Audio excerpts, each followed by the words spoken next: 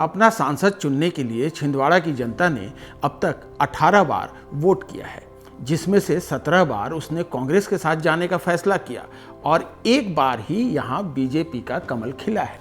मतलब छिंदवाड़ा देश की उन चंद सीटों में शामिल है जहां कांग्रेस करीब करीब अजेय रही है। 1980 में जब पार्टी ने यूपी के मूल निवासी और कोलकाता के कारोबारी कमलनाथ को यहां चुनाव लड़ने भेजा तो भी यही साबित हुआ।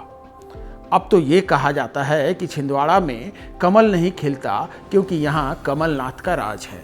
पिछले लोकसभा चुनाव में भी बीजेपी ने राज्य की 29 में से 28 सीटों पर जीत दर्ज की थी।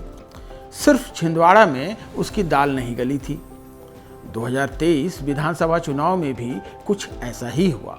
यहाँ की 7 विधानसभा सीटों पर बीजेपी का कमल मुरझा गया। ऐसे में ये जानना दिलचस्प होगा कि आखिर छिंदवाड़ा का तिलिस्म क्या है जो बीजेपी से टूटता ही नहीं। इस पर हम विस्तार से बात करेंगे, लेकिन पहले जान लेते हैं कि छिंदवाड़ा का इतिहास क्या है।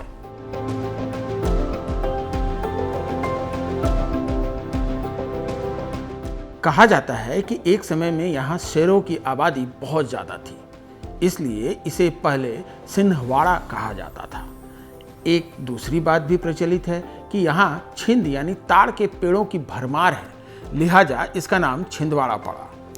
ज्ञात इतिहास के मुताबिक सतपुड़ा के खुले पठारी इलाके पर मौजूद इस इलाके पर पहला शासन राष्ट्रकूट वंश ने किया। इस राजवंश ने 7वीं सदी तक यहाँ शासन किया। फिर गोंडवाना वंश के अधीन ये इलाका आ गया। गोंड समुदाय के राजा जाटों ने ही यहाँ देवगढ़ किले का निर्माण किया था। बाद में ये इलाका मराठों के अधीन चला गया। 17 सितंबर 1803 को ईस्ट इंडिया कंपनी ने रघुजी द्वितीय को हराकर ये पूरा इलाका अपने कब्जे में ले लिया।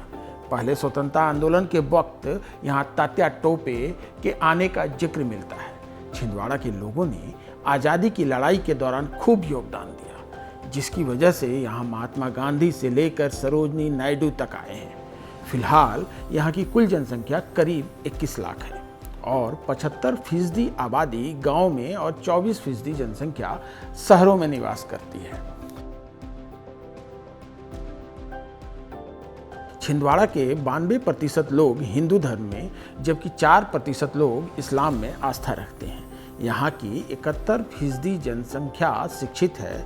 इस लोकसभा सीट में 7 विधानसभा हैं, जिनके नाम हैं जुनारदेव, अमरवाड़ा, चोरई, सौंसर, छिंदवाड़ा, परासिया और पांढुन्ना। 60-70 के दशक तक छिंदवाड़ा महाराष्ट्र की राजनीति के ज़्यादा करीब था। विदर्भ क्षेत्र की राजनीति से जुड़े होने के कारण छिंदवाड़ा में वहाँ के नेताओं का ही वर्चस्व था। यहाँ 3 बार लगातार सांसद रहे गार्गी शंकर मिश्रा नागपुर के ही तो थे।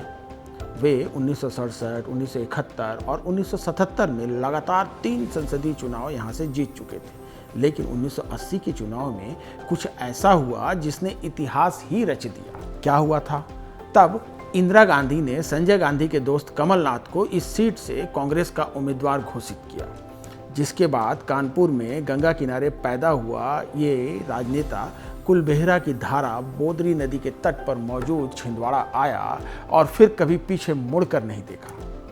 राजनीतिक गलियारों में कहा जाता है कि जब कमलनाथ को मध्य प्रदेश की छिंदवाड़ा लोकसभा सीट से चुनाव लड़ाने का निर्णय इंदिरा गांधी ने लिया तो उन्होंने इंदिरा गांधी से ही पूछ लिया कि ये छिंदवाड़ा है कहाँ।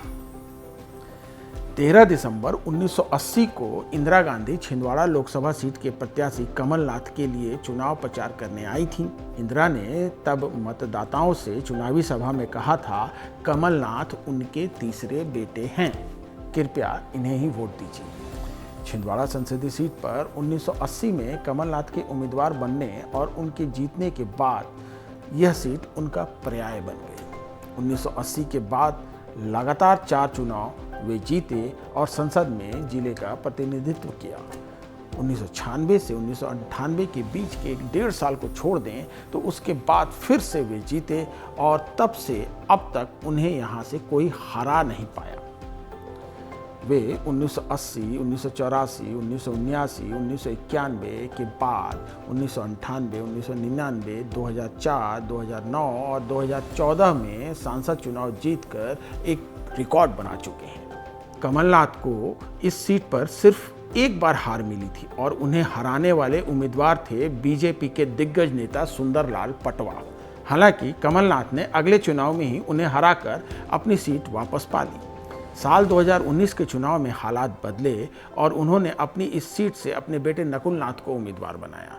नकुल नाथ के रहते भी बीजेपी कमलनाथ का ये किला भेद नहीं पाई। अब देखना यह है कि क्या 2024 के चुनाव में छिंदवाड़ा जीतने का बीजेपी का दशकों पुराना ख्वाब पूरा हो पाता है या नहीं।